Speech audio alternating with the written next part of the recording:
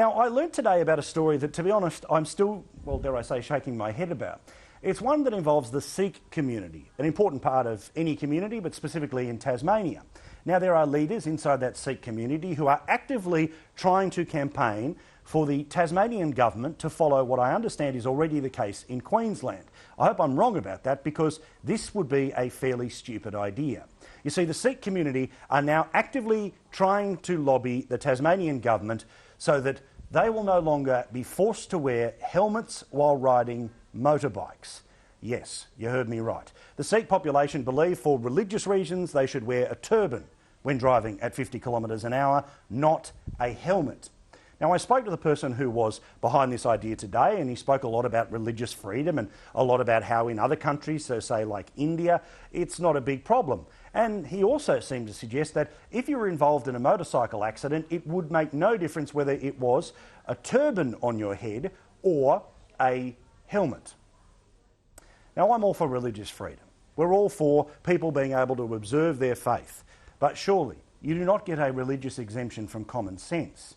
Now, I understand the importance of the turban to the Sikh population. I understand that there are many hard-fought victories inside the Sikh community about where to wear the turban and how the rest of us, if we have a problem with it, can go jump.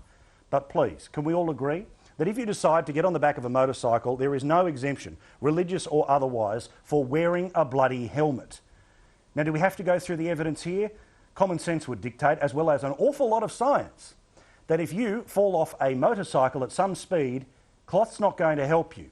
A faith in any sort of God ain't going to help you. The thing that might save your life, that might mean you get to be able to go and observe your religion and spend time with your family, would be a helmet.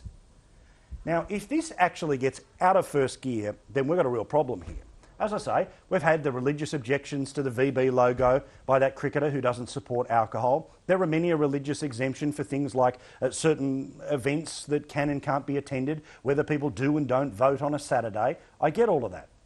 But if you don't know the difference between life and death of wearing a helmet, I'm sorry, there's something a lot more wrong with you. Now, to me, it's not even one of those scenarios where if people are stupid enough not to wear a helmet, it's more fool on them. What about the rest of the drivers? What about the poor driver who made a mistake, knocked a person off a motorbike, and they were wearing a turban, not a helmet? For the rest of their life, they have to live with the guilt of killing someone who was too stupid not to put a bloody helmet on. Now, this is one of those areas where, if it came across my desk and I was anyone involved in the Tasmanian or any other state government, I would simply glance and write back, "Thank you for your correspondence. Wear a bloody helmet." Keen to know what you think about this at any time. Hashtag PM Live, email pmlive@skynews.com.au. This has nothing to do with tolerance, it's common sense. Wear a helmet and you won't die.